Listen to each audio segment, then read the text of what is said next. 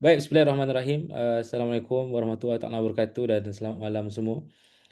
Baik, saya Fazli Alim daripada JPRO, mewakili Dewan Jabatan Profesional Muda Dewan Pemuda PAS Malaysia, JPRO, untuk menjadi host pada talk series, competence series kita pada malam ini. Baik, sebelum kita terus dulu, kita mulakan kita punya sesi pada malam ini dengan bacaan kita Al-Fatihah. Bismillahirrahmanirrahim.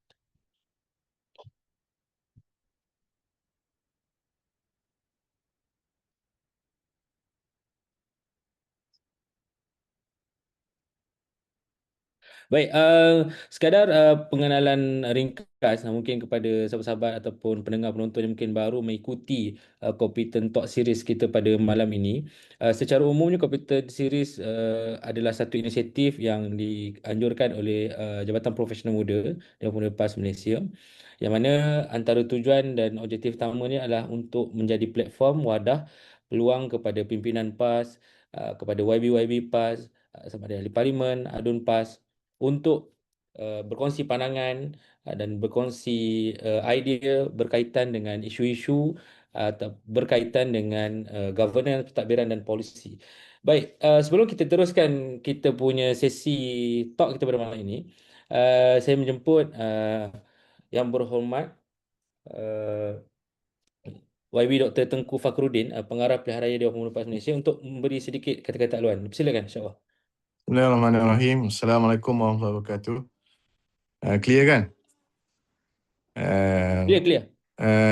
Yang dikasihi sahabat moderator Fazli, pengisi pada malam ini YBIR Haji Khairil, dan saya sebenarnya mewakili kepimpinan Dewan Pemuda PAS Malaysia lah, mengucapkan banyak terima kasih kepada JPRO di atas penganjuran Competent Talks ini.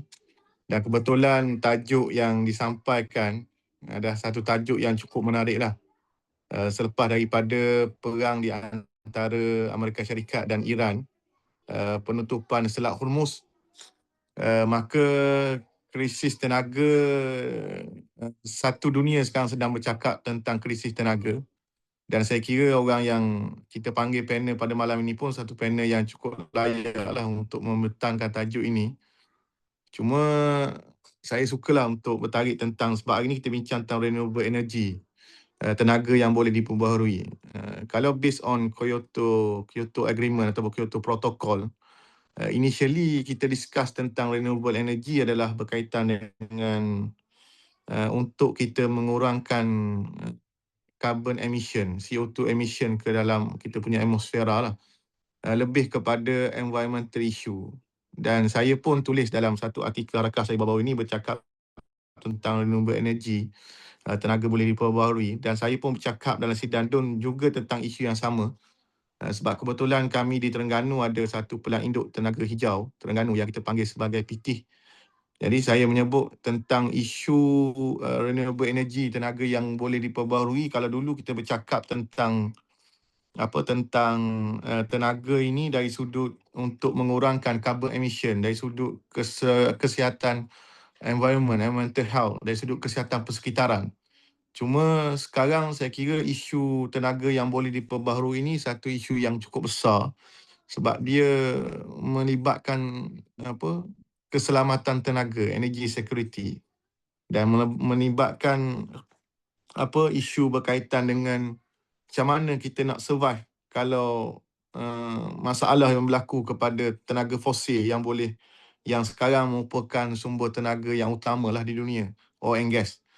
Jadi isu ini satu isu yang cukup menarik lah untuk kita bahas dan untuk kita kaji, dan bagaimana kita di peringkat kerajaan Malaysia pun boleh pergi untuk kita gubal polisi untuk kita rangka bagaimana keselamatan tenaga dan bagaimana isu renewable energy ini satu isu yang cukup besar, dan kita perlu untuk ada satu polisi yang jelas tentang isu ini.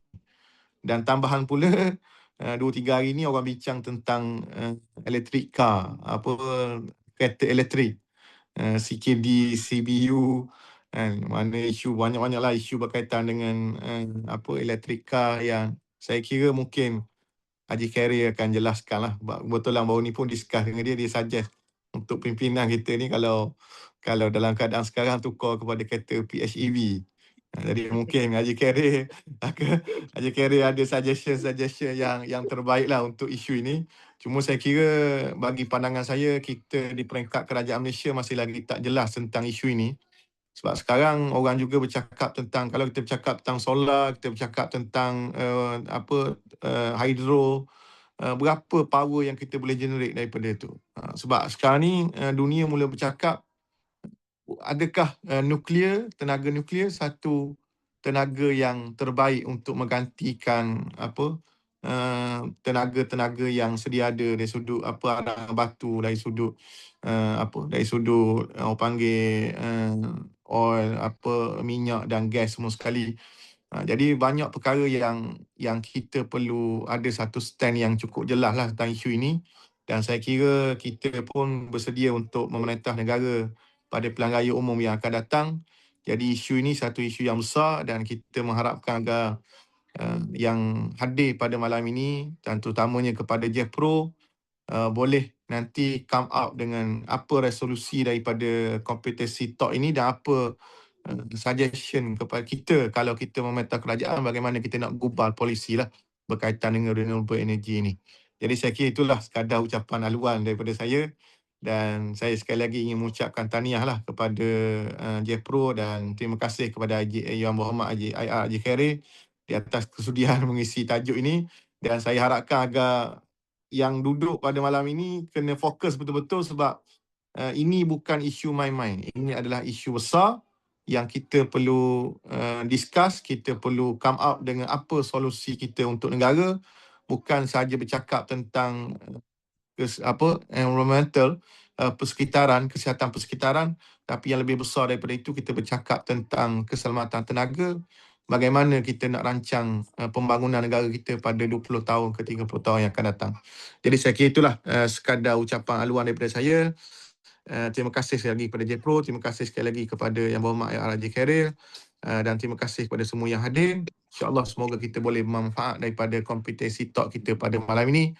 Wabillahi taufiq wal hidayah. Assalamualaikum warahmatullahi wabarakatuh. Assalamualaikum warahmatullahi wabarakatuh. Terima kasih kepada YB Tengku atas perkongsian yang diberikan.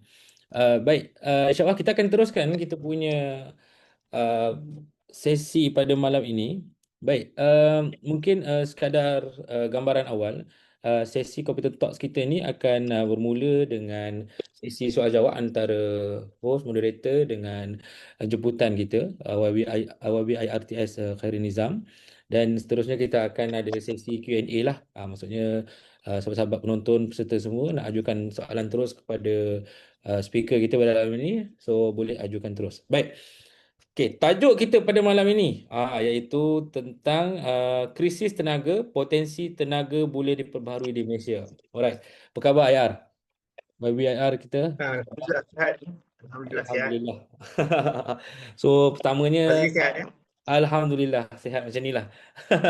Baik. Okey, mungkin peringkat awal ni mungkin YBIR sendiri dengan berlatar belakangkan sebagai seorang jurutera, background engineering. Mungkin alu-aluan mungkin YBIR boleh perkenalkan sedikit background, pendidikan, mungkin kerjaya YB. Silakan. Bismillahirrahmanirrahim. Assalamualaikum warahmatullahi wabarakatuh. Saya Insinyur Teknologis Haji Khairil Nizam Mikhaeluddin, ahli Parlimen Jerantut dengan merangkap ahli Jawatankuasa Pusat. Karier saya sepenuhnya di dalam industri tenaga, khususnya di dalam bidang oil and gas. Dan alhamdulillah sewaktu saya menjadi senator Dewan Negara, sebelum saya menjadi ahli Dewan Rakyat, saya menjadi senator di Dewan Negara. Saya menganggotai Suruhanjaya Tenaga selama lebih kurang setahun setengah sebelum saya meletakkan jawatan dan bertanding di dalam PRU 15 dan Allah Ta'ala tadikan menang dalam di konstitusi Jerantut. Jadi sikit sebanyak kita adalah pengalaman bila kita berbincang tentang bagaimana kita nak set up tarif, bagaimana advice yang ditentukan oleh regulatory body iaitu Suruhanjaya Tenaga kepada menteri, apa faktor-faktor yang kita pastikan untuk kita pertimbangkan dan diberikan pertimbangan kepada pihak Menteri Tenaga pada waktu itu. Jadi ada sedikit maklumat yang kita boleh sampaikan pada malam ini, dan barangkali beberapa pandangan dan cadangan yang saya rasa ia boleh dibincangkan lagi dengan tuntas. Dan isu tenaga ni ia tidak terhad sebab ia melibatkan juga selain daripada cabaran geopolitik, source of energy, dan yang paling penting juga tentang bagaimana sebagai policy maker kita nak menetapkan polisi-polisi yang terbaik untuk memastikan negara kita ini mempunyai reserve margin yang terbaik dan tidak berlaku seperti mana yang berlaku sebelum ini, berlaku blackout dan sebagainya yang menyebabkan pelabur lari daripada negara dan tidak ada keyakinan terhadap negara. Wallahualam. Okey, kita akan mulakan kita punya sesi. Soalan saya yang pertamanya, kita sedia maklum yang sekarang ni kita dalam pasca perang lah, krisis. Kita tengok di Timur Tengah, yang mana apa yang berlaku di Timur Tengah baru-baru ini, dia memberi satu tamparan kepada komuniti global lah, khususnya apabila Iran menyekat sekatan dari segi Selat Hormuz, yang mana secara tak langsung memberi domino effect kepada satu dunia, krisis tenaga. Jadi dalam konteks situasi semasa ni, YBIR, macam mana seriusnya krisis tenaga Malaysia pada hari ini, dan apa punca utamanya? Mungkin ada orang sebut, kita kan pengeluar minyak kan, takkanlah kita ada terputus bekalan minyak. Mungkin YBIR boleh memberi sedikit ulasan awal. Baik, terima kasih kepada soalan. Saya tak nampak, mungkin agak kontroversi statement saya tak nampak kita ada krisis tenaga. Cabaran dia tapi bukan krisis. Sebab perkara ini telah pun kita tanya di dalam parlimen dan dijawab oleh bekas Menteri Tenaga sebelum ini, Yang Berhormat Anil Nazmi. Dan kita bincangkan juga dalam kita punya jawatankuasa pilihan khas parlimen, di mana kita kumpulkan beberapa ahli parlimen daripada berbagai parti untuk kita membincangkan tentang dalam skop saya ialah kita dalam jawatankuasa infra, komunikasi dan juga penyebutan. Jadi banyak yang kita detail out dan jawapan daripada pihak menteri ialah kita ni sebab tu kita membincangkan satu undang-undang untuk kita liberalisasikan elektrik kita. Maknanya kita boleh jual elektrik kita kepada negara-negara ASEAN. Jadi concern kita sebagai ahli legislatif dalam kita membincangkan perkara tersebut ialah apakah kita mempunyai reserve yang cukup sehingga kan kita boleh jual kepada negara ASEAN yang lain.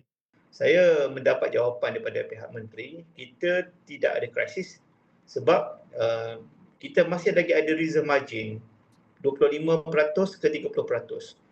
Dan ia adalah melepasi tahap optimum negara iaitu sebanyak 20%. Jadi dalam tiga lain, in short, kapasiti kita untuk penjanaan, power generation masih mencukupi. Tetapi isu yang sebenarnya saya kata sebagai cabaran tadi ialah bagaimana krisis kos ataupun cabaran tekanan kos kepada bahan bakar untuk kita wujudkan tenaga tersebut. Sebab kita punya sos ni untuk ketahuan Fazli masih lagi bergantung kepada bahan api import. Khususnya kita masih lagi bergantung kepada sumber arang batu, yang di mana sumber arang batu ini dia lebih kurang 55 ke 60% penggunaan elektrik. Jadi bukan nilai LNG yang sebenarnya menjadi faktor utama, tetapi faktor utamanya adalah arang batu, sebab kita punya penyanaan daripada sumber tenaga air arang batu adalah lebih kurang 55 ke 60%. Namun tidak dinafikan oleh kerana berlakunya kenaikan harga minyak dunia, maka ia secara langsung proportionate kepada harga LNG global. Maka ia juga meningkatkan harga LNG. Sebab ada juga independent power plant kita, power producer kita, IPP kita yang menggunakan LNG sebagai sumber bahan bakar. Jadi namun begitu tidak dinafikan juga bila berlakunya kenaikan harga LNG, maka Petronas juga mendapat keuntungan daripada itu. Jadi duit daripada keuntungan Petronas yang akan diberikan kepada kerajaan dalam bentuk dividen, teks dan sebagainya, perkara itu boleh digunakan oleh kerajaan untuk menampung kenaikan harga LNG. Jadi saya boleh katakan ya, ada sedikit cabaran dari sudut tenaga, penjanaan tenaga, tetapi tidak sampai ia menjadi krisis yang menyebabkan kerajaan membuat polisi untuk menaikkan tarif. Ini dia punya conclusion daripada soalan pertama tadi. Sebab kita ada pertama reserve kita okey, sumber bahan kita lebih tertumpu kepada arang batu, dan walaupun kita ada IPP yang menggunakan LNG, kita masih lagi mempunyai pendapatan yang lumayan daripada kenaikan harga minyak global, dan kita masih lagi dalam kontrol tentang tukaran mata wang asing kerana kita juga berniaga dalam US. Jadi perkara-perkara ini boleh dijadikan panduan kepada kerajaan untuk memastikan, khususnya kepada Suruhanjaya Tenaga, sebelum kita nak cadangkan kepada pihak menteri. Definitely the technocrats yang dalam ST ini dia akan bagi beberapa senario dan bagaimana kerajaan boleh bertindak ke atas senario-senario tersebut. Ini kelebihan the government servants dan juga the experts yang duduk dalam Suruhanjaya Tenaga. Mereka memberikan pandangan yang bersifat profesional untuk memastikan menteri dapat maklumat yang tepat dan benar dan boleh membuat keputusan untuk dibentangkan dalam mesyuarat kabinet dan kabinet meneruskan option yang terbaik. Allah. Okey, YB, dalam laporan-laporan yang dipaparkan di media sosial, di news portal, dan kerajaan juga banyak mengeluarkan tentang banyaknya pelaburan-pelaburan masuk, terutamanya dari segi pelaburan luar dalam pembinaan projek data center. Yang mana kita sedia maklum data center ni mengambil contoh macam Singapura sendiri sekarang ni dah dah mengelak untuk tu antara faktor tenaga. Jadi banyak tertumpu pelabur-pelabur datang ke Malaysia. Dari segi faktor antaranya adalah mungkin faktor tanah dan mungkin faktor tenaga. Tetapi kalau kita tengok ada sekitar 200 bilion dilaporkan pelaburan yang masuk ke Malaysia datang daripada Google, Microsoft dan sebagainya. Bagaimana YB melihat adakah perkara ini satu ancaman kepada tenaga di Malaysia, terutamanya dari segi aspek domestik berkaitan dengan data center? Bagaimana data center ini dah mengancam dari segi penggunaan tenaga domestik? Adakah dia sebenarnya satu peluang kepada negara ataupun sebenarnya satu ancaman? Sebab kita sedia maklum data center ini menggunakan tenaga yang banyak. Baik. Seperti mana yang saya beritahu dalam jawapan saya pertama tadi, bila kerajaan di bawah Suruhanjaya Tenaga sendiri beritahu yang kita ada reserve margin 25% ke 30%, dan kita mempunyai jumlah IPP, Independent Power Producer, yang banyak, yang mampu memastikan reserve margin kita tu berada pada tahap 25 ke 30%. Ia tidak menghalang untuk investors masuk ke dalam negara.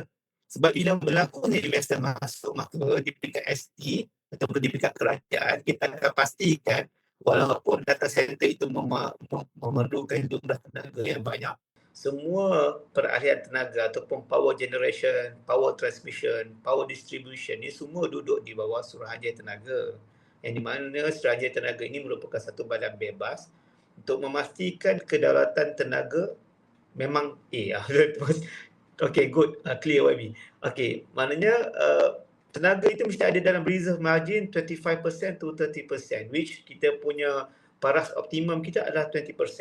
Itu yang telah ditetapkan oleh negara. Jadi kalau investor masuk pun, kita boleh reset kenaikan ataupun kita boleh perbanyakkan power generation dengan kita talk to the players. Tak ada isu pun. Ya, tak ada isu. Jadi jangan kerana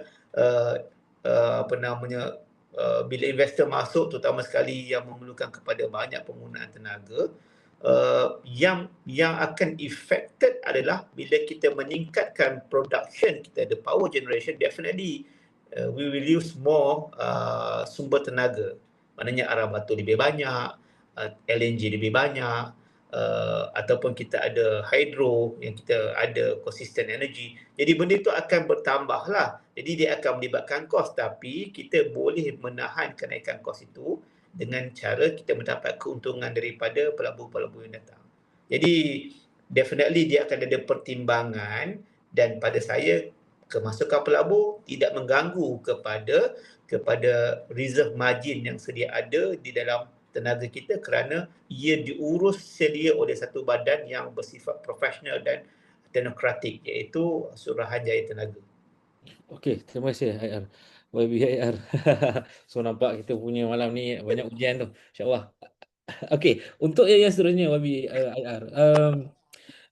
Pada pandangan YBIR lah. Okay, kita sedia maklum dalam green energy ni antara tenaga-tenaga yang kita nampak ada potensi untuk kita kembangkan ataupun explore adalah antaranya solar, hydro, biomass.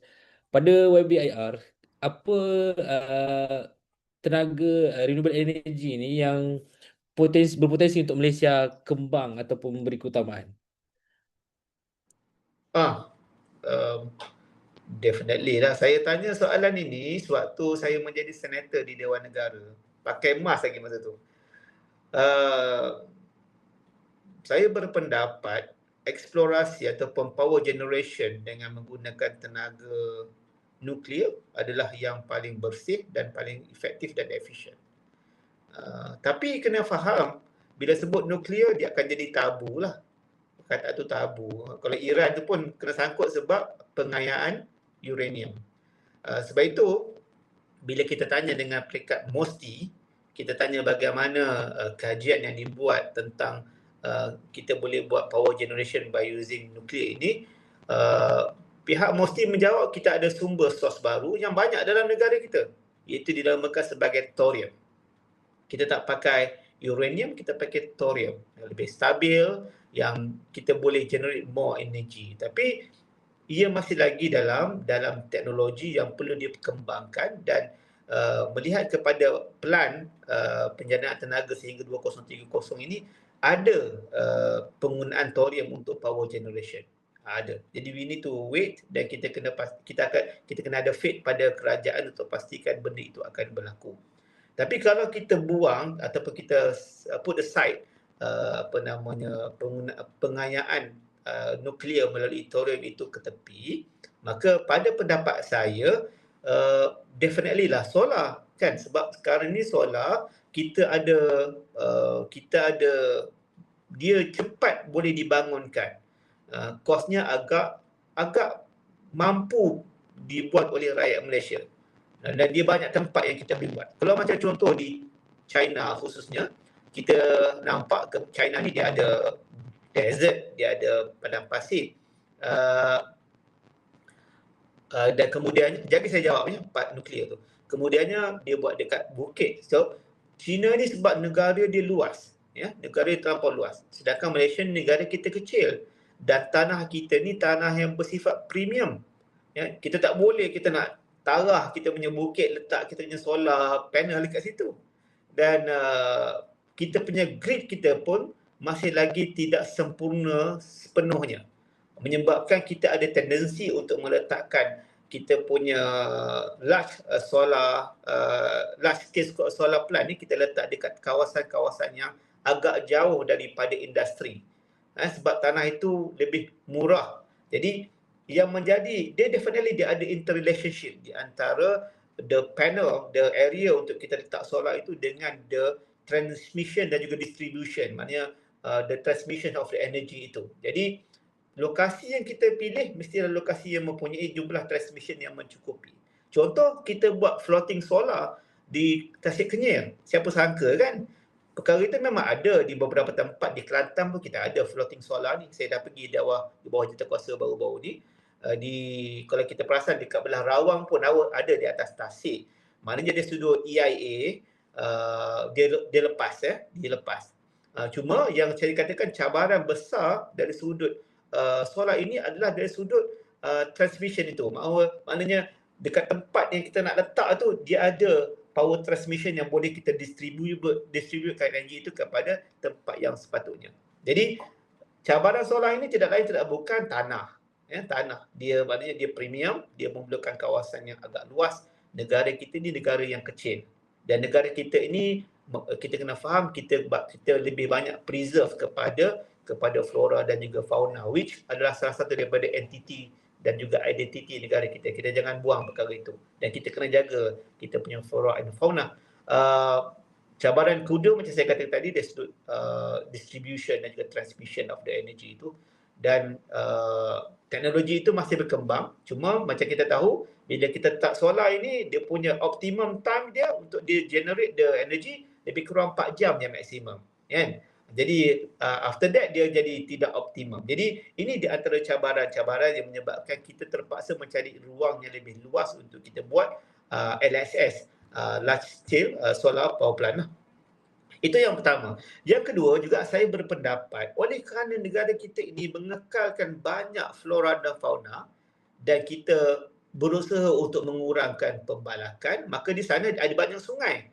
Malaysia ni banyak sungai. Di Sarawak banyak sungai, di Semenanjung pun banyak sungai. Bila kita letak projek hidro yang mega, projek hidro, dia jadi isu tentang EIA, Environmental Impact Assessment, ya. Dia akan menyebabkan berlakunya kadang-kadang tenggelam kampung, orang kampung tak pasal dipindahkan. Ini orang kampung, apa pula kata orang asal yang mereka ni bersifat berpindah randah, dan banyak tempat-tempat yang mereka mencari rezeki itu tempat-tempat yang agak sesuai untuk dijadikan tadahan air. Jadi apa yang menjadi solusi kepada kerajaan yang kita bincang bila kita menjadi ahli parlimen ini adalah projek yang bersifat mini hydro. Maknanya sungai-sungai kecil yang kita boleh jadikan mini hydro, yang di mana mini hydro ini tidak terlampau besar impact environmental impact assessment-nya kepada flora dan fauna dan juga kepada manusia. So rather than kita invest on more bigger scale of hydro, kita ambil kepada mini hydro yang dia sesuai untuk kita gunakan pada sungai-sungai di dalam negara kita. Ini di antara perkara yang sedang dieksplor oleh Kementerian Tenaga untuk pastikan kita mempunyai jumlah tenaga yang lebih banyak. Dan dinyatakan tadi tentang biomas yang kita dapat daripada hasil kelapa sawit, ya, pun boleh diguna pakai untuk kita jadikan sebagai alternatif kepada negara kita. Cuma macam saya katakan tadi, dengan apa yang kita ada sekarang, kita dah ada reserve margin yang cukup. Jadi kesimpulan kepada soalan ini ialah cabaran kepada kerajaan untuk kita menggantikan sumber tenaga itu. Maknanya kalau sekarang kita kata more than 60% of our power generation are coming from arang batu, coal, so macam mana kita nak kurangkan dependensi pada coal tersebut? Satu. Keduanya ialah kilang-kilang yang mengguna pakai coal itu, kan, dia ada lebih kurang mungkin dia punya asset life dia dalam 20 tahun lagi, 30 tahun lagi. Takkan kita nak tutup kilang tu? Kita kena pastikan kilang tu berjalan sampai dia sampai kepada asset life dia mungkin dalam 10 tahun, 20 tahun lagi. Jadi untuk pengetahuan semua, saya baru bercakap dengan seorang bekas ahli suruhanjaya tenaga yang mempunyai knowledge yang very deep in term of kita punya reserve energy kita. Apa yang ada di kerajaan ni, dalam dashboard kerajaan, semua power plant ni, termasuk hydro, termasuk solar, semua dah ada dalam dashboard mereka. Jadi maknanya kita boleh merancang untuk pastikan kita kurangkan penggunaan fosil, contohnya the LNGs, ataupun kita boleh kurang kena arang batu dengan kita menggunakan macam saya kata tadi, mungkin tenaga nuklear dengan menggunakan thorium, ataupun kita gunakan mini hydro, ataupun kita guna biomass. Jadi maknanya dia ada dalam dashboard kerajaan, dan dia akan ada timeline yang kita pastikan bila kita stop power plant yang menggunakan sumber tenaga arang batu ini, maka dia boleh digantikan dengan sumber lain yang lebih bersih dan lebih efisien.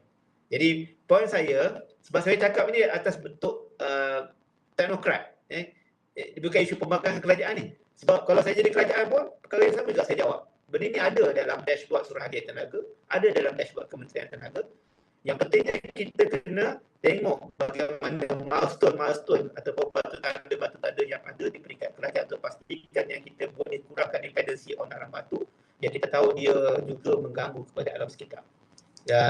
Itu sedikit jawapan juga kepada tentang apakah selamat penggunaan thorium. Apakah dia tak meletup? Dia macam ni, dia bukan yang tak meletup. Semua benda boleh meletup. Bila kita explore minyak dan juga gas, kan?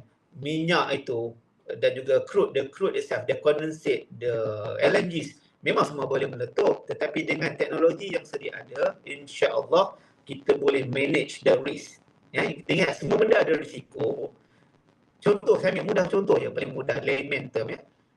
Agak-agak kita selamat ke bawa kereta, sama ada battery operated ataupun the ICE, kan, internal combustion engine. Jadi tapi kita bawa juga kereta kan, sebab kita tahu the manufacturer dia dah pastikan yang tangki minyak kita tu selamat. Jadi dan dia kata untuk pastikan dia selamat, pertama bila kita isi minyak, pastikan jangan kita buka phone sebab kita takut ada kinetics ataupun ada statics daripada phone kita dan sebagainya menyebabkan berlakunya spark dan akan terbakar. So tak boleh pakai phone contohnya begitu. Kan? Jadi banyak risk measures yang kita boleh ambil untuk kita pastikan perkara itu tidak berlaku. Jadi risiko tetap ada, saya tidak nafikan. Perkara itu boleh meletup, bukan sekadar nuklear. Semua benda boleh meletup, kan? Tapi isunya ialah kita ada risk mitigation strategies untuk kita pastikan yang benda itu dalam keadaan selamat. Ya, tentang hari ini nanti kalau Fazli tanya, kita jawab. Okey, Baby Araf. Tadi kita mungkin cerita dari segi konteks micro level lah. Maksudnya untuk commercial, industri. Tapi kalau pada pandangan atau pendapat ABNR lah, dalam konteks penggunaan tenaga di peringkat domestik, contohlah, sekarang ni kebergantungan kalau kata kat rumah, confirm lah pakai elektrik. Ada ke pilihan-pilihan lain yang, oh ni simple, ni tenaga yang kita boleh dapat mudah, boleh buat kat rumah je. Contoh kalau kita tengok sekarang ni antara yang agak agresif adalah tenaga solar. Mungkin saya tak pasti, mungkin tenaga angin ke apa lah. Mungkin ada tak ruang-ruang tu yang macam, oh ni murah, maksudnya praktikal, cost effective. Mungkin pada ada tak untuk peringkat domestik punya level? In short, ya. In short, jawapan saya mudah je. Panel solar. Tidak wind, tidak biomass, tidak panel solar. Teknologi itu dah ada dan telah pun proven mampu menampung jumlah penggunaan tenaga yang sedia ada. Cumanya bila kita pakai solar ni, kita kena fahami dulu calculation bagaimana kita nak mengurus, sebab bila kita pasang solar tu mesti dia cost dia bergantung kepada jumlah panel yang kita letak. So kita kena calculate ROI. Jadi jangan suka-suka pasang je lah. Sebab kita pasang ni kita kena calculate the ROI. Jadi jangan bimbang. Oh, saya tak ambil dalam engineering, saya tak kerti nak calculate the ROI. Jangan begitu. Sebab mereka yang akan pasang the solar panel tu, dia akan bincang dengan kita. Dia akan tanya berapa kilowatt jam kita selama sebulan, berapa jumlah bil kita. Daripada situ dia boleh bagi cadangan berapa panel yang dipasang dan berapa ROI-nya. Macam saya katakan tadi, kekurangan tenaga solar ini dia punya optimum time tu dalam 4 hours saja. Jadi apakah dengan 4 hours tu dia akan bagi cadangan berapa panel dipasang, jumlah dia dan berapa ROI dia.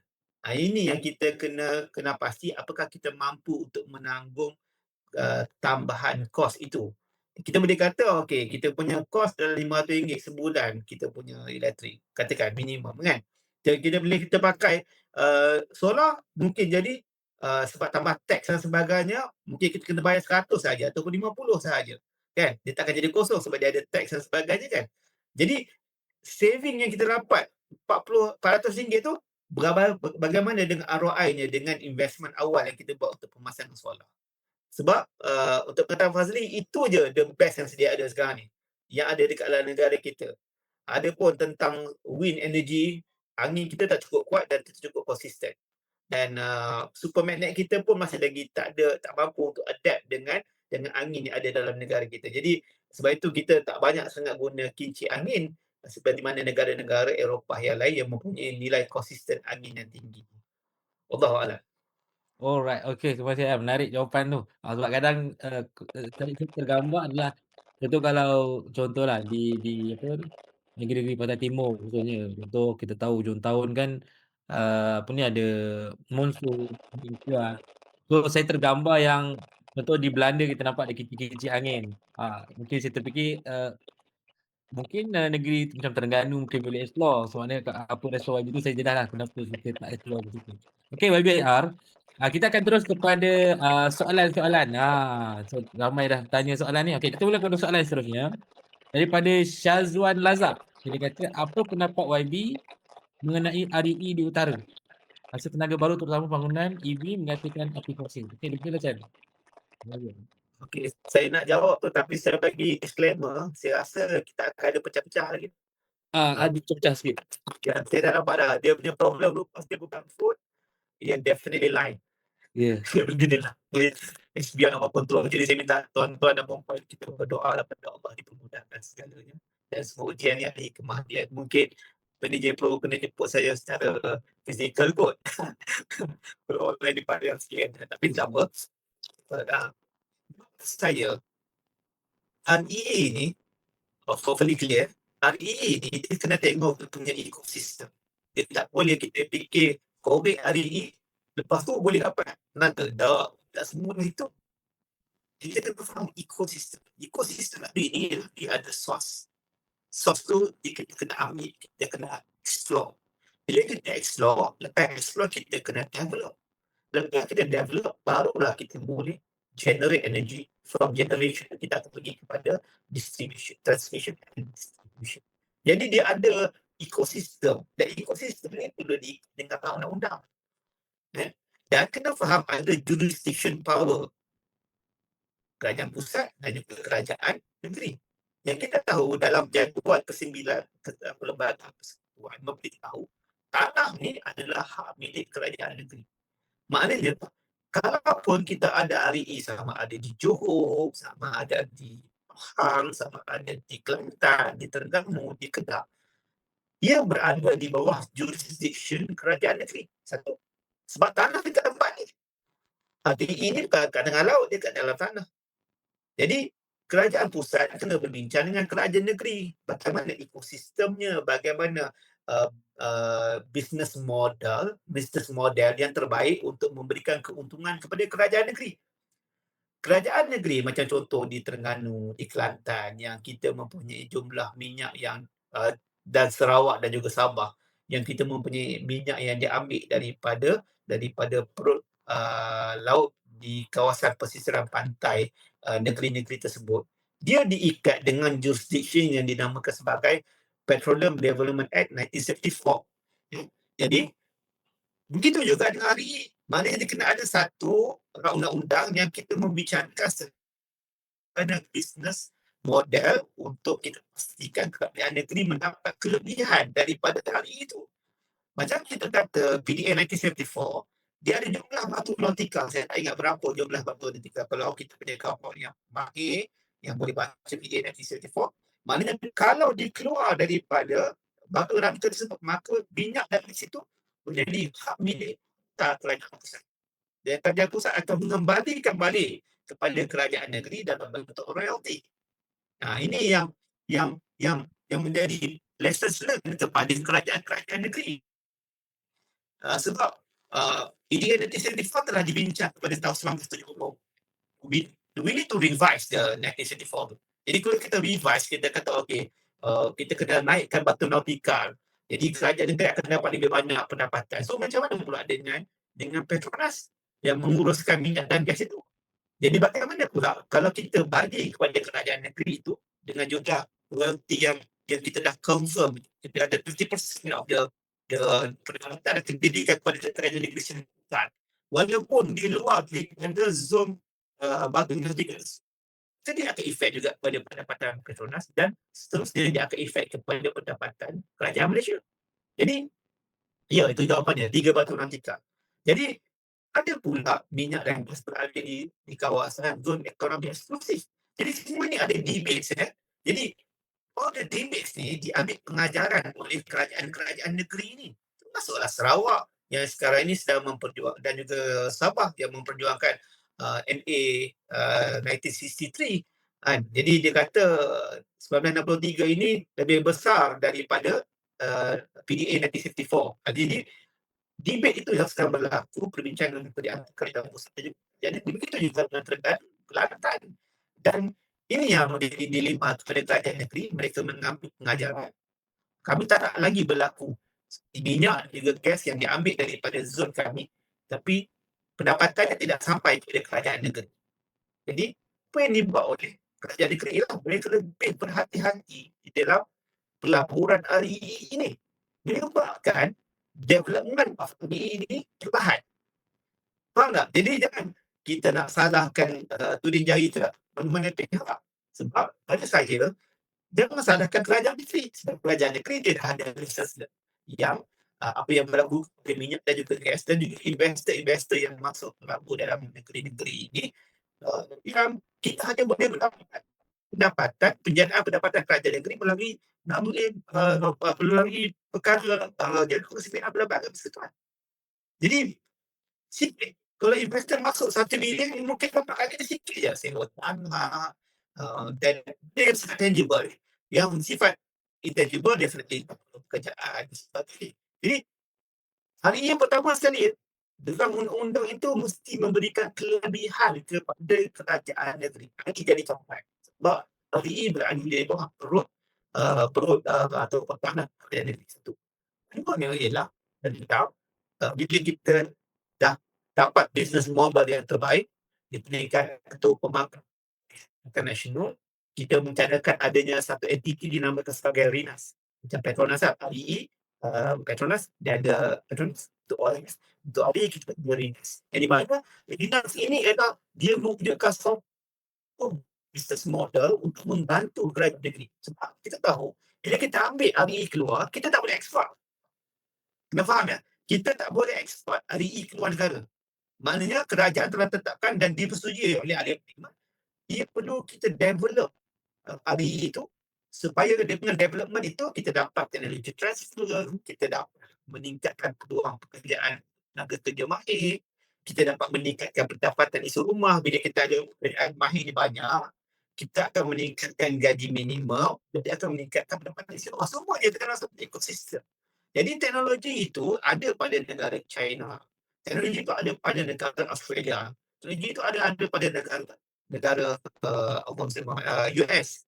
Jadi bila berlakunya polemik baru-baru ini tentang perjanjian trade kita dengan US, ada portion tentang REE, yang di mana REE ini US mengatakan kalau US masuk, US akan share all the technologies. Tapi dengan syarat REE yang di-generate daripada teknologi US tidak boleh jual kepada quote-unquote musuh-musuh ekonomi dia. Dia tak boleh jual ke China dan sebagainya. Jadi dia bukan mengikat Malaysia. Dia macam kita trade lah. Saya trade, okay, awak ambil teknologi saya, kita akan generate REE dengan syarat awak jual balik REE itu pada saya, sebab saya memerlukan REE itu, ataupun awak jual kepada kawan-kawan saya. Takkan awak nak jual kepada pesaing saya? Teknologi saya, lepas awak nak pakai nak jual kepada pesaing saya, itu bunuh diri namanya. Saya bukan US dan saya bukan anti-US. Saya tahu US ni jahat sebab dia serang ataupun dia buat apa yang pada Iran dan sebagainya. Semua orang tahu begitu. Jadi kita kena memahami realitinya ialah kita ada bisnes dengan US. Jadi apa hal dia buat kat negara dia, hal dia. Apa dia buat kat negara orang lain, hal dia. Hal dia dengan kita ialah bisnes. Yang kita tidak. Jangan sebab dia juga melibatkan peluang pekerjaan, melibatkan jumlah perdagangan kita dengan US dan juga China. US sanggup buat begitu. China tak sanggup. Saya kata China tak sanggup. China nak kita bawa REE itu pergi ke negara ini. Dan di Australia, kita ada Linas yang sekarang ini sedang beroperasi di Gebeng, Kuantan. Yang teknologi itu boleh digunakan untuk dia extract daripada REE itu, dan daripada extraction itu dia dapat sumber-sumber yang untuk kita janakan pendapatan.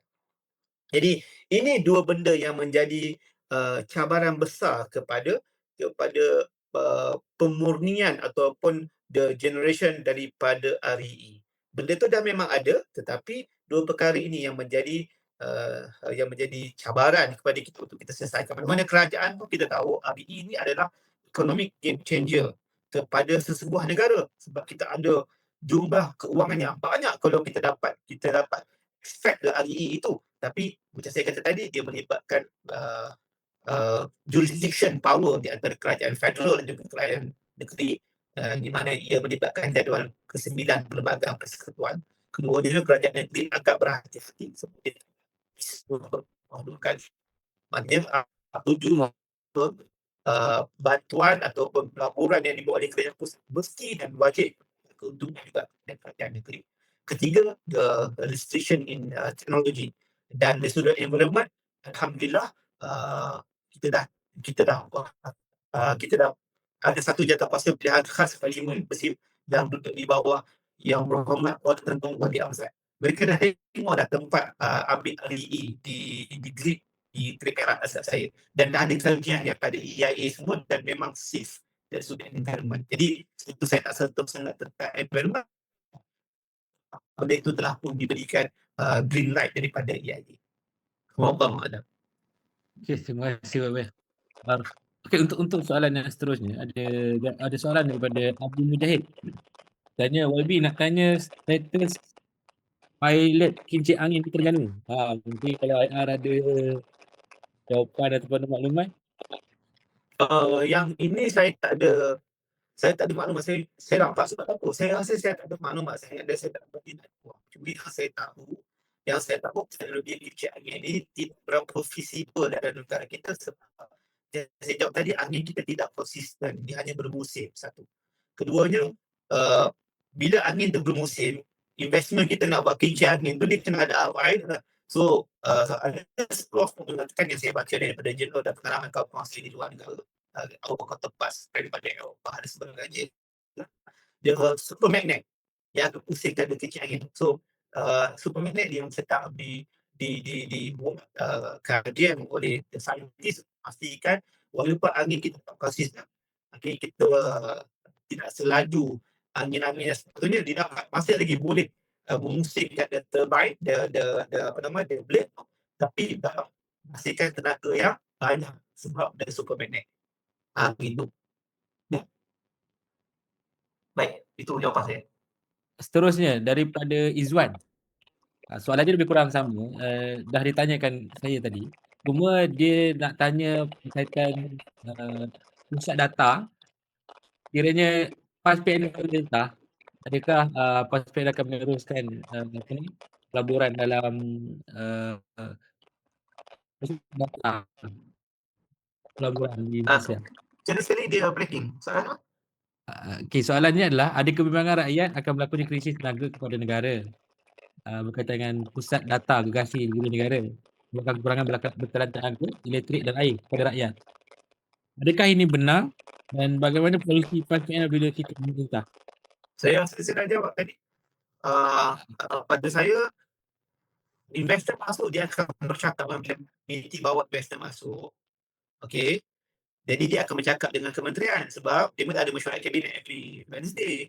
Mesyuarat kabinet. So, menteri dia akan investor masuk, Microsoft masuk, data tu apa penggunaan elektrik sebagainya. So, data akan jawab. Ataupun dia Kementerian Tenaga akan jawab. Dia akan minta pendapat daripada Suruhanjaya Tenaga. So, pada saya tak bimbang sebab saya kenal kawan-kawan di Suruhanjaya Tenaga. Dia very professional and very, InsyaAllah tak ada apa. Jadi tentang polisi naik turun saja ini adalah polisi politik. Sebab bila kita dekat Suruhanjaya Tenaga, saya pernah menjadi ahli Suruhanjaya secara besar. Memang bila kita bagi option pada pajak, ini option dia. Ada 5 option, 6 option. Ini kerajaan kami jangan kat langsung saja. Jadi sebenarnya dalam timbalan mereka, bukan sekadar rakyat juga, mereka juga kena melihat penciptaan sistem politik. Itu semua dah benda yang normal dalam negara kita. Jadi bagi saya, tidak timbul isu kebimbangan dan kegusaran itu. Buang jauh-jauh kegusaran itu. So saya yakin kalau dia akan mengganggu the national reserve yang telah ditetapkan lebih daripada 20%, insyaAllah dia akan di-trigger oleh Suruhanjaya Tenaga kepada kerajaan. Baik. Okey. Serupa kepada rakan-rakan, kawan-kawan sahabat semua, penonton dan pendengar yang nak tanya soalan terus. Silakan. Sekiranya ada soalan direct kepada IR. Kalau tak ada, saya teruskan dulu pada soalan-soalan di ruangan chat. Okay, Wabi. Ada yang tanya daripada Adi. Dia kata, kenapa Tok Bali di Kelantan tak replicate macam KSB di Terengganu? Sudah apa Saya pun tak pasti ni. Mungkin ada soalan. Mungkin ada ulasan daripada sahabat kita, Adi. Okay. Operation structure. Alright. Okay, saya faham. Nasib baik saya pernah kerja kat tempat tu. Baik. Dia untuk mengetahui semua, ini baiknya bila kita detail kan. Maknanya bila kita kerja sungguh-sungguh. Susah sikit nak obat saja masa, tapi alhamdulillah bila kita dah getting older, insyaAllah wiser. Tapi kita boleh explain dengan pengalaman kita bila kita tempat tu dan kita dapat information daripada kawan-kawan networks lah. Tapi kita ada networking kan. Definitely berbeza lah sebab kena tengok Tok KSB dengan Tok Bali. Kita tahu semua KSB dengan Tok Bali ni adalah industrial park ya. Dia ada supply base, dia making kemahaman supply base dengan Tok Bali supply base. Jadi business structure dan organisasinya sama dia. Dan dia memang mengurus orang hantar barang di offshore.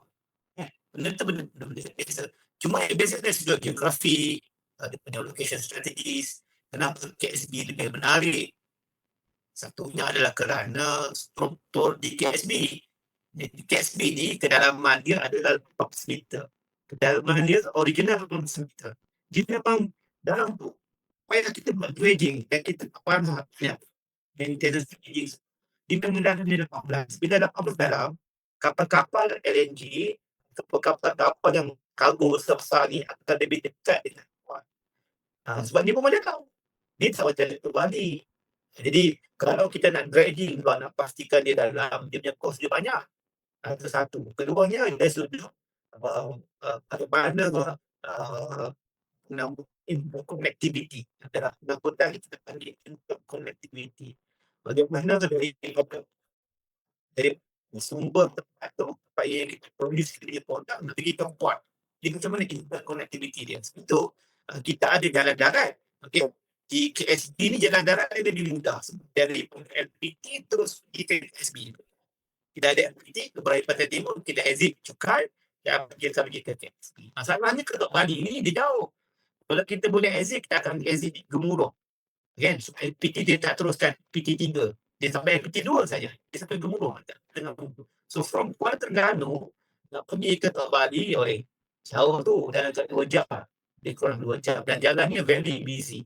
So kalau kita ekonomi karbo dan sebagainya, dia agak panjang masanya. Sebab itu di zaman Dato' Seri Najib Tun Razak dia buat CRL.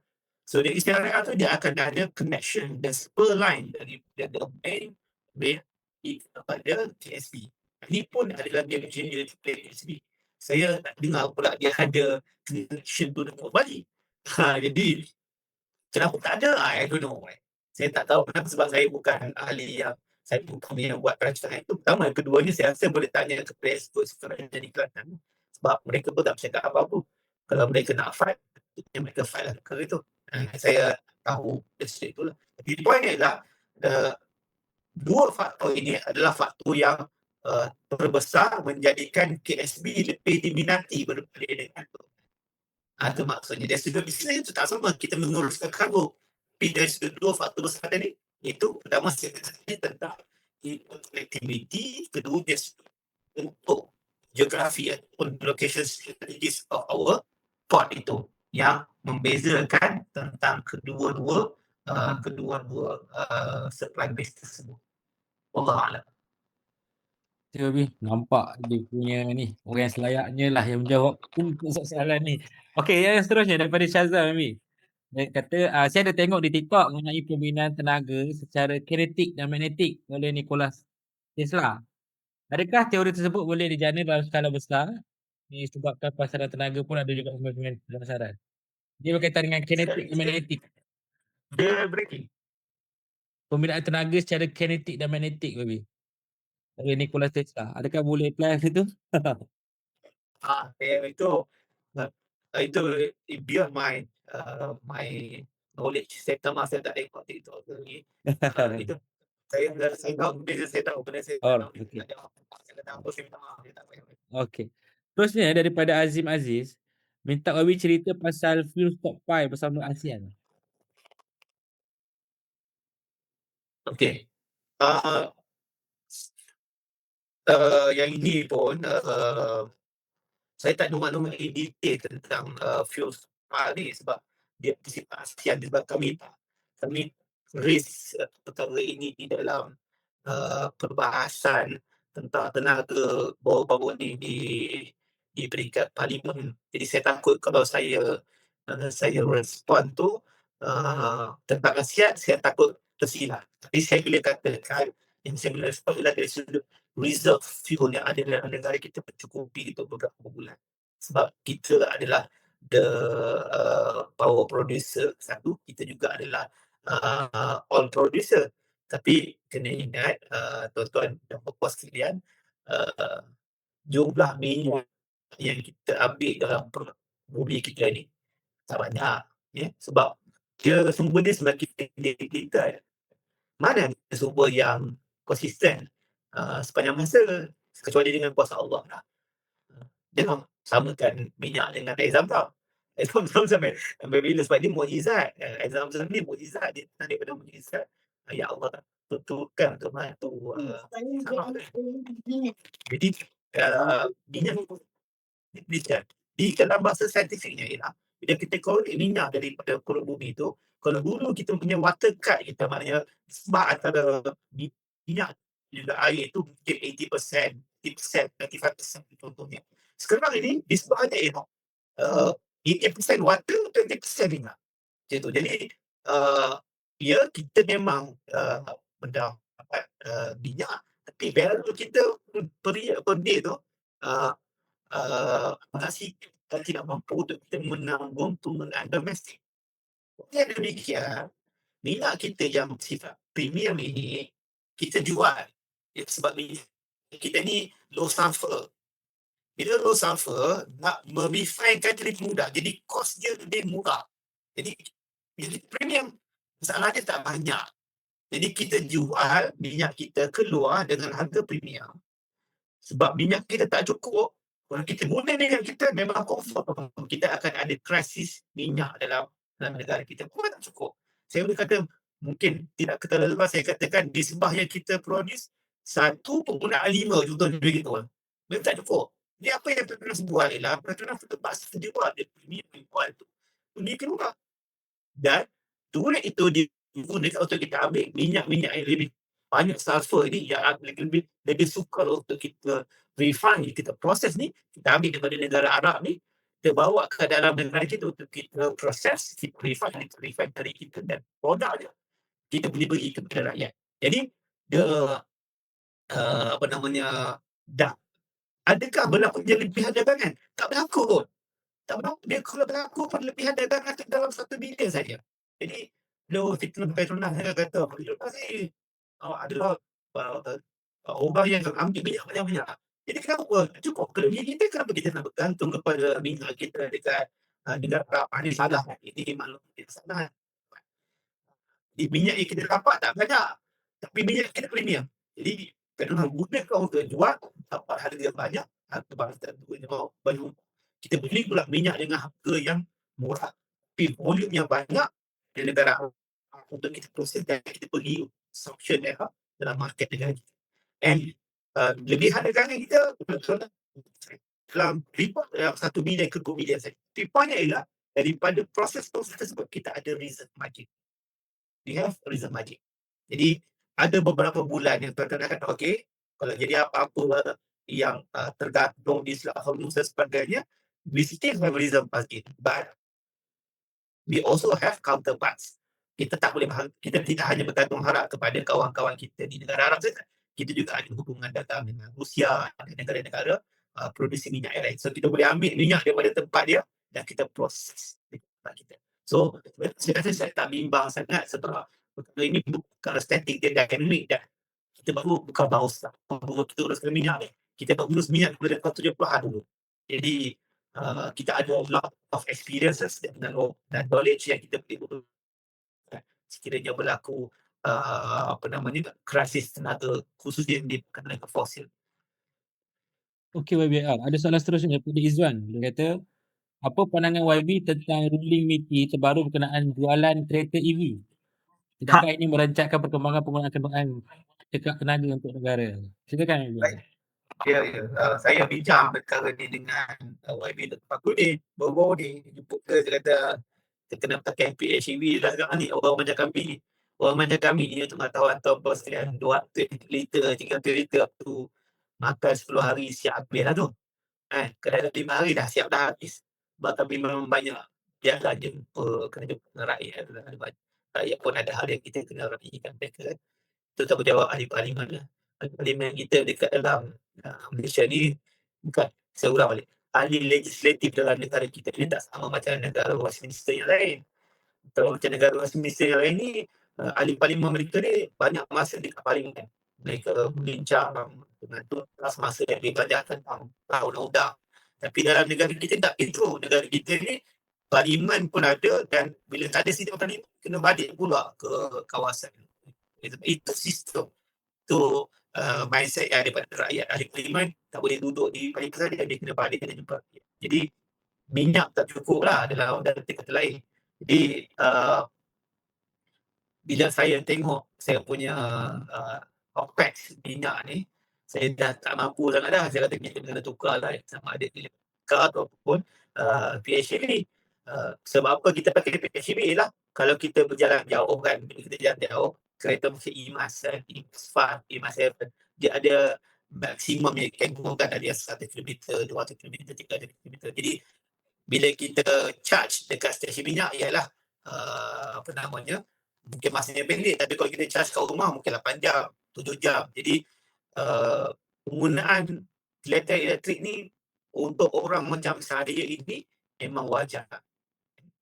Dan pada sahabat-sahabat kita yang sayang kepada ozon, ya memang kena buka kepada elektrik car. Pertama sekali yang kerja dekat di Kuala Lumpur, di mana besar, dia punya radius tempat kerja dia tu dekat, maybe 50 km dari maximum radius. Jadi dengan kita charge sekali tu, kita balik, tak boleh fikir dah balik rumah pun kita charge balik. Jadi satu ni kita dapat mengurangkan greenhouse effect, kita dapat kurangkan carbon monoxide, kita dapat jaga environment dan kita dapat jaga roket kita. Jadi saya punya bacaan pertama saya, penggunaan kereta elektrik ataupun PHEV adalah keperluan. Itu jawapan saya pertama. Kena ingat itu dulu. Keperluan kepada rakyat. Maka bila kita letak keperluan, rakyat mahukan produk tersebut. Maka kita ada produk. Kita ada produk yang jadi national car kita. Jadi polisi yang kita buat, definitely kita kena protect juga kereta proton nombor 2. Satu. Sebab kita kena faham yang ini produk kita. Baik. Dan kita juga kena pastikan volume kereta tu banyak dan boleh diberi pilihan kepada pengguna. Sebab itulah kita ada BYD, kita ada Zeekr dan beberapa lagi produk-produk lain yang boleh kita jadi option kepada rakyat. Baik, timbul baru ini tentang isu kereta yang boleh dijual, jumlah elektrik yang dia generate dan berapa harganya yang dikatakan kereta ni akan melonjak harga lebih daripada 300,000 kan? Dan yang dikenakan kepada semua produk, termasuk produk yang sedia ada sekarang. Jadi yang mungkin pun kita boleh dapat dari kereta proton ataupun kereta dari proton. Jadi yang ni lah saya kata, dia bila kerajaan, bila MITI buat sesuatu, dia mesti ada pertimbangan dia. Saya akan bawa isu ini dalam mesyuarat di parlimen akan datang. Saya nak bawa dalam jawatankuasa, kita kena panggil MITI ni. Dan insyaAllah jawatankuasa bahagian pelaburan akan panggil lah. Dan saya sebagai wakil daripada jawatankuasa hutan, mungkin kita akan join. Kita nak tahu operasionalnya dia buat sedemikian. Sebab saya yakin mesti ada pandangan pengalaman daripada negara luar yang membenarkan influx ataupun kemasukan kereta yang banyak daripada tanah besar China ini mungkin dia mengganggu kepada ekosistem perniagaan kereta yang ada dalam negara kita. Kena ingat, yang berniaga kereta dalam negara kita ni bukan Malaysia. Dia bukan semua kaya raya pun. Ada yang tukang jual pun murah. Orang susah juga. Jadi kalau kita tengok pada polisi itu, definitely kita kena berhati-hati. Saya yakin kebanyakan daripada, bukan kebanyakan, semuanya government servant yang mengurus itu, dia ada pertimbangan gitu ya. Saya nak beri resource pasal kita tahu apa calculation ni menyebabkan dia murah pendekat sedikit. Dia kata BYD, kata you basuh, you hilang 80% fuel car mesti contoh dia kata. Jadi benda tu tampak macam tidak logik. Tapi kenapa kerajaan buat sedemikian, mesti ada sebab dia. Ini yang cuba tuan-tuan fikir. Saya ni bukan ahli kerajaan pun, tapi saya nak beritahu bila melibatkan tentang kepentingan negara ni, we need to have a proper information. Di mana saya tak ada dapat lagi maklumat sebab dia baru je keluar sehari dua ni. Kita tengok ada kat Poptan punya TikTok kan. Hafiz yang buat benda tu. Kita nak tengok apa justification daripada peringkat komiti yang dibuat. Kita akan tanya soalan itu dalam soalan lisan dan kita tengok jawapannya. InsyaAllah bila ada jawapan ni saya akan share kepada JPRO dan JPRO boleh eksakkan ini untuk dibincangkan dengan lebih detail. Apakah sesuai dengan perancangan dan strategi MITI ini untuk memberikan kemudahan kepada rakyat khususnya yang keperluannya memerlukan kereta elektrik untuk mengurus, satu, sayang kepada environment, kedua, paling penting, mengurus keuangan pendapatan bulanan mereka. Allahuakbar. Okey, Baby, ada soalan seterusnya daripada Jason Leong. Mengapa PMX hanya telefon Iran tentang isu bekalan minyak? Mengapa tak telefon dan engage dengan Saudi? Kerana kita ada JV Petronas Aramco di Pengerang. Mana 300,000 barrel per day crude oil datang daripada Arab Saudi. So, mengapa tak minta kat Aramco? Baby boleh respon ke? Itu biasa yang kena tanya PMX lah. Susah lah tanya saya. Saya susah nak jawab soalan tu. Macam saya kata tadi, isu tentang fuel punya stockpile ataupun kita punya jumlah storage yang sedia ada sebagainya. Yang kita ada counterparts. Maknanya you can always negotiate, boleh bincang dengan yang counterparts untuk bawa minyak untuk kita uruskan. Sebab facilities itu lengkap. Kita boleh refine mana-mana minyak yang masuk pun tak ada masalah. High sulfur ke tak high sulfur kita boleh urus. Tinggal lagi mana sumber yang kita nak. Setakat ni harga yang comfortable kepada kita dan kepada kerajaan. Saya berkata kerajaan adalah minyak yang kita ambil daripada Arab. Jadi saya tak boleh jawab kenapa PMX call orang sana orang sini. Saya pun tak tahu dia call ke tidak. Saya besarkan panggil dia call. Jadi setakat hari ini kita tak dengar lagi isu yang kita ada ketika isu tentang minyak di pasaran domestik. Gitu. Soalan seterusnya daripada Adi Baby. Ada pendapat Baby, apakah future job atau profession yang demand nanti related dengan new energy? Dan untuk current ataupun orang lama yang kerja sekarang ni, adakah akan affected disebabkan new energy dan teknologi ni? Sekali lagi soalan tu dia breaking. Berkaitan dengan future job tentang profession untuk demand berkaitan dengan new energy ni. Itu satu. Yang kedua adalah kalau yang lama-lama ni, adakah dia akan affected? Mungkin yang kerja oil and gas dan sebagainya. Baik. Macam saya kata tadi, saya jawab soalan dulu. Tidak ada. Dia akan ada, dia macam mana pun apa yang berlaku di peringkat global yang menyebabkan berlakunya fluctuation of harga minyak ini, dia akan mengganggu syarikat oil producer ni. Dan saya yakin dan percaya syarikat oil producer ni tak akan buat overnight punya polisi. Dia akan bincang, dia akan tengok strategi sederhana. We need to respect them. Mereka ni yang tak nak rugi. Mereka untung juga. Dan kemudian pula sekarang dengan adanya AI, kebanyakan yang bersifat automated, dia akan juga mengganggu jumlah pekerjaan dalam negara kita. Sebab itu, saya tidak nafikan teknologi ini dia akan memudahkan dan dia juga akan menyebabkan berlakunya peluang pekerjaan. Tetapi in the long run, saya nampak ada banyak lagi perkara yang kita boleh majukan. Betul ya? So kita kata kebanyakan sistem kita bersifat automated, we use AI kan. Kita gunakan AI. So yang menguruskan AI, orang yang ambil minta anak-anak mereka ambil AI. Dekat kursus universiti, dekat UiTM kita kan kita ada degree in AI. Kalau kita dekat institusi lain kita ada minor in AI. So kita minta anak-anak kita ambil AI sebab kita tahu AI ni ada AI cyber security, benda ni akan berkembang sendiri.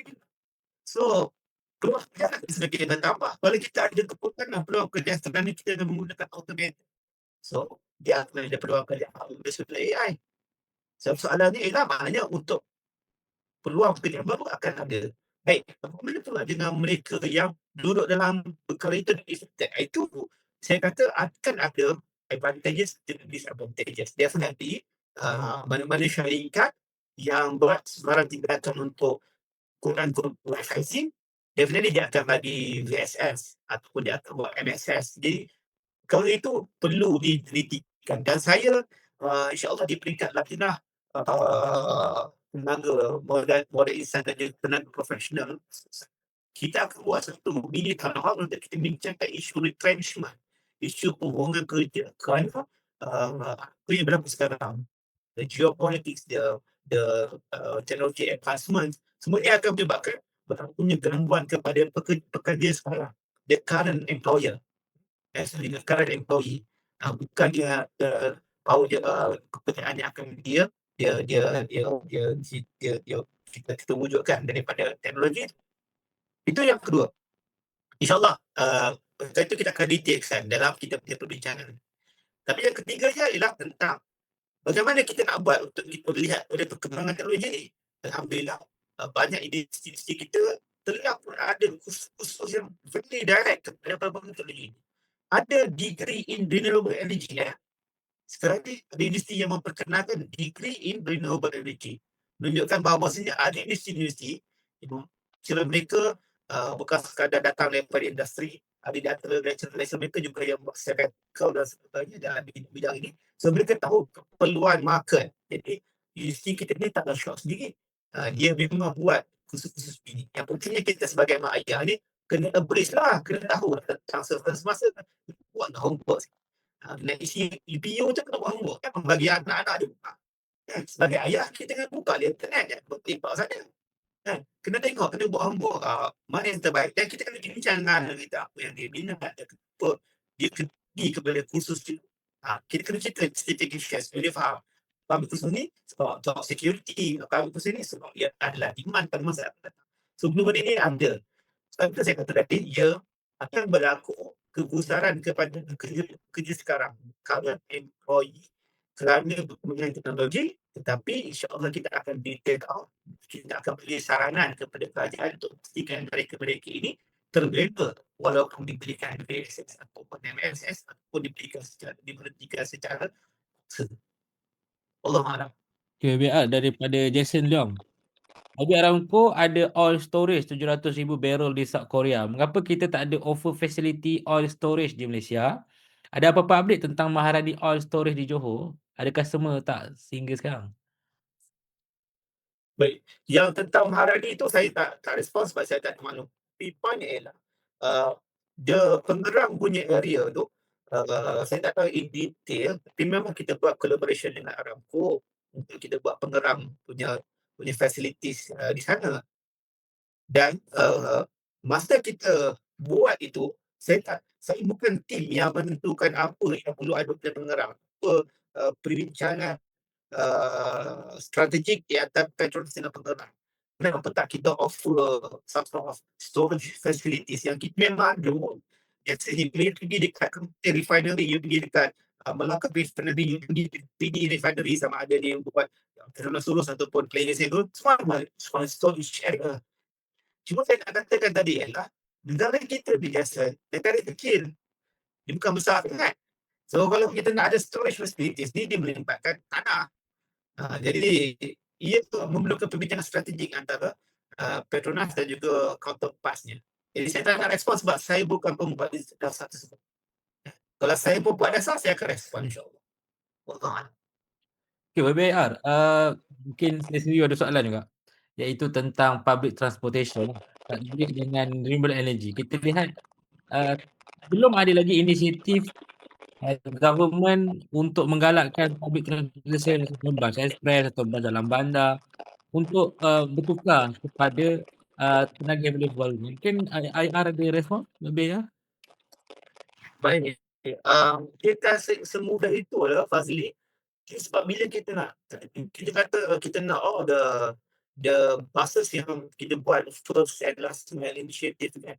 Kita kata semua kena pakai hydrogen base yang boleh buat di Sarawak. You kena calculate apakah efek yang akan berlaku kepada bisnes pasaran. Nampak? Sebab semua decision kita tak boleh ikut tak feeling. Memang tu komplik semua. Kita tukar hydrogen terus senang. Tahu ke?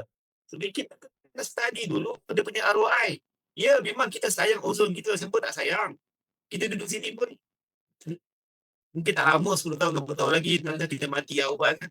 Betul tak? Tinggal tapi kita ingat anak-anak kita yang akan menerima apa yang kita tinggalkan.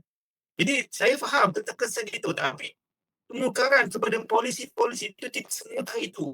Tidak semudah perbankan kata tukar. Saya setuju. Itu sama pinch. Apa benda dia kena boleh buat, tiba-tiba dia kena tak buat. Itu bila saya jadi pembangkang sekarang ni, PN mengekalkan pembukaan yang kredibel. Dan beberapa jawapan saya dia seperti dia punya awal tadi, banyak jawapan saya dilihat quote-unquote friendly kepada kerajaan. It's not friendly to the government. It ada facts. Maknanya nak buat decision, dia tak boleh sebut itu. Dia hasrat di hati saya, kalau boleh kenderaan-kenderaan yang melibatkan first and last mile punya inisiatif by MOT ni, kita nak tukar kepada elektrik lah, kita nak tukar kepada hydrogen base yang akan control kita punya pollution. Yes, tapi dia melibat pada cost, dia melibat pada teknologi, dia melibatkan perkara-perkara ini yang kita perlu ada masa. We need to give time. Itu bila saya bincang dengan my counterparts, saya sebagai Head Cabinet Transportation dan Brother Lut punya MOT, bila kita bincang dengan kuasa dengan government server sebagainya, kita kena tengok, kita kena wait and see tentang performance ECRL. Sebab bila kita ada ECRL lengkap dah siap dan insyaAllah ECRL ni akan berfungsi beroperasi 1 Januari 2027, maka kita akan buat polisi supaya kebanyakan kargo-kargo digunakan ECRL. Jadi bila kita ada banyak kargo-kargo yang digunakan oleh ECRL, tapi kita boleh optimize dari ECRL.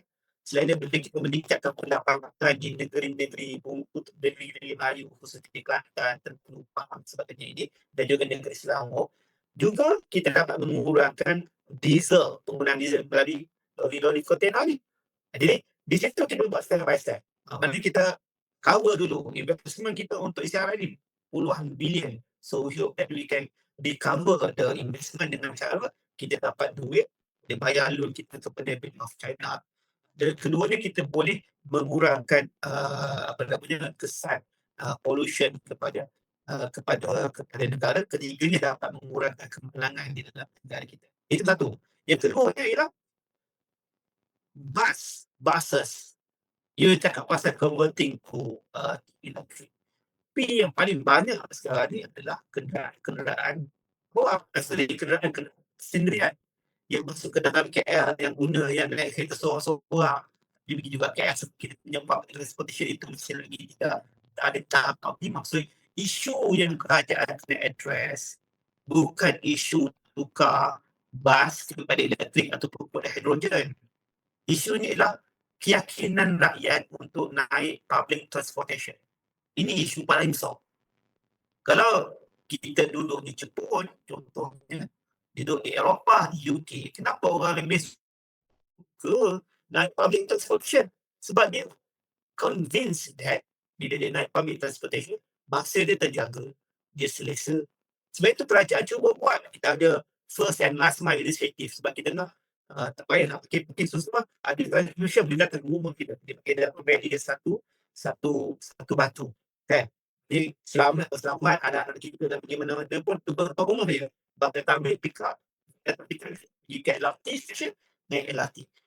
Ini sedang dibuat di kerajaan. Tetapi kita dengar banyak LRT, MRT kita yang pada hiccup. So ini yang prasarana kena address. Kenapa berlaku? Jadi hiccup susah lah. Dan jumlah train kena banyak sebab saya pernah duduk, saya pernah kerja kat KLCC kejap kan. Jadi pernah naik train tu memang macam sardin je. Saya kata macam mana kawan-kawan saya tak ada option. They have to use that public transportation. Nak naik kereta jam tu. Jadi ini dilemanya yang saya nampak sampai sekarang. Keyakinan rakyat kepada public transportation kita tu masih lagi tidak cukup meyakinkan. Ia adalah cabaran kepada kerajaan. Dan saya yakin kerajaan pun nampak hari ini. Tinggal lagi ialah in order for you to nak buat satu revamp, satu quote-unquote revolution dari sudut sistem transportation kita ni, dia melibatkan keuangan yang banyak. Sebab itulah yang kami debate tu, kami kata why you invest billions of money untuk LRT Mutiara di Pulau Pinang. Kita question lah kepada law yang dia kata benda ni buat assessment dia memerlukan. So, kita tahu sebab dah ada assessment dan kita tak nak tembak dia tu saja. Sebab kita kata kita pemakai credible. Kita kena based on the assessment yang sedia ada.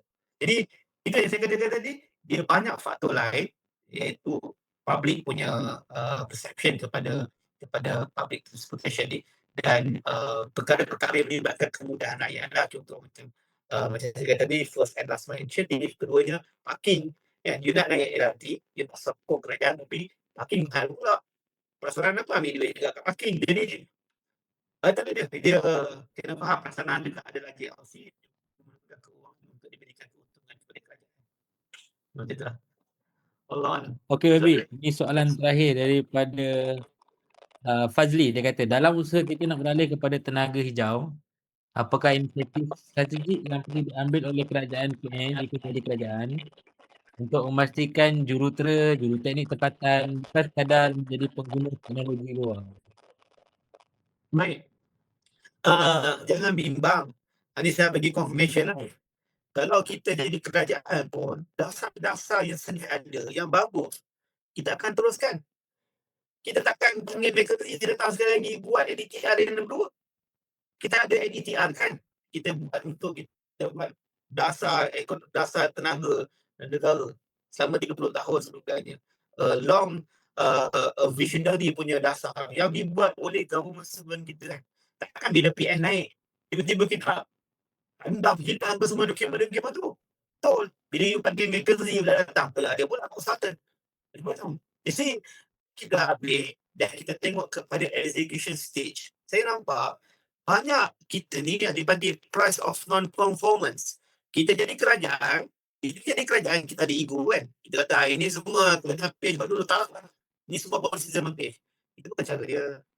Cara dia ialah kita kena letak rakyat dulu. Maknanya kalau kita dah ada polisi yang bagus. Macam dulu kan saya kecewa juga kepada kerajaan PN. Zaman PN pemerintahan kita ada satu blueprint yang dinamakan sebagai dasar kemakmuran bersama. Kenapa bila kerajaan PN dia tinggalkan benda-benda tu? Kenapa tak dia update dan dia nak bagi brand kepada you punya nama? Tak kau lah, tak ada hal. Tapi pakai benda tu. Kita pun kalau kita nak kabur. Itu saya kemakmuran bersama adalah zaman saya. Sebab itu you. Zaman sekarang, zaman saya ialah itu untuk kita execute planning milestone yang telah ditetapkan inisiatif kita diletakkan dalam dasar tersebut. Itu pada saya dasar NETR akan kita teruskan dan kita akan pastikan bila kita execute dia, kita akan consider all factors termasuklah macam isu-isu yang kita bicarakan tadi, consumers, pekerja, peluang pekerjaan, retrenchment dan sebagainya, kita akan take into consideration. Poin saya adalah kita tak akan mula daripada scratch, kita tak akan mula daripada zero, kita tak akan pergi kepada scale one, kita akan proceed, kita akan continue dasar-dasar yang baik yang telah dibuat oleh kerajaan sekarang. Dasar itu bukan milik kerajaan PH, bukan kerajaan Madani, dia adalah dasar kerajaan Malaysia yang dipimpin oleh kerajaan Madani. Itu biasa. So apa masalahnya untuk kita ambil kalau perkara itu bagi kepada rakyat. Wallahualam. Saya rasa sekali itu kita nama Madani dan Madani. Okay, Wabi, untuk yang penutup lah. Jadi ada satu tindakan yang boleh kita ambil ataupun kerajaan ambil sekarang ni. Apakah langkah paling kritikal untuk cepatkan transisi tenaga negara? Well, macam saya kata tadi, dasar dan polisi telah pun ada di bawah NDTR dan sebagainya. Yang menjadi cabaran kepada kita adalah pelaksanaan di execution stage. Kebanyakan daripada dasar-dasar yang cantik atas kertas ni, dia akan ada cabaran besar bila duduk execute. Sebab sistem negara kita ni complicated. So dia melibatkan banyak taruh-taruh. Dan ini cabarannya. Kerajaan yang baik ialah dia boleh handle the challenges itu. Pastikan execution stage itu berjalan secara efektif, secara lean, dan pastikan kelebihan itu akan dapat kepada rakyat. Jadi poin saya yang akhirnya ialah tolonglah undi Perikatan Nasional. Itu je. Dia nak kata saya masuk bangku akan sendiri ke apa, itu hal you lah. Tapi you can always reflect apa yang kerajaan Madani dah buat sekarang. We need kerajaan yang betul-betul straight to the point. Dia tak kluk-klek, hari ni cakap lain, besok cakap lain, dulu cakap lain, lepas tu tak ni nak buat macam-macam, lepas tu penerangan tak cukup, investment tak ke mana. Jadi saya tak katakan semuanya buruk tentang kerajaan yang ada sekarang. Tapi pada saya, insyaAllah, dengan izin Allah, if you give hope to kerajaan Perikatan Nasional, insyaAllah we can do better than that. Saya tak kata semua benda buruk. Bila penilaian sekarang ada yang baik, saya tidak nafikan. Dan saya telah menyatakan beberapa polisi-polisi dan dasar-dasar yang telah saya ungkapkan dalam jawapan saya. My hope is please change the government, give your award to Perikatan Nasional. InsyaAllah kita akan buat lebih baik daripada apa yang ada sekarang. Wallahualam. Terima kasih DJ Pro kerana menjemput saya. Saya mohon maaf pertama sekali kerana hiccup awal tadi. Saya it's beyond my control. Dia memang isu kita punya connectivity, internet connection. Saya minta maaf. Yang kedua, saya juga mohon maaf kalau jawapan saya ini tidak mencapai level yang expected by audience. Mungkin saya ada limitasi ilmu. InsyaAllah saya akan cuba tambah baik lagi insyaAllah. Yang ketiganya harapan saya kata tadi, dengan jawapan-jawapan saya berikan tadi, saya harapkan dia dapat memberikan keyakinan kepada tuan-puan untuk memberikan peluang kepada Perikatan Nasional untuk memerintah negara. InsyaAllah kita akan do better daripada kerajaan Madani sekarang. Wallahualam. Assalamualaikum warahmatullahi wabarakatuh.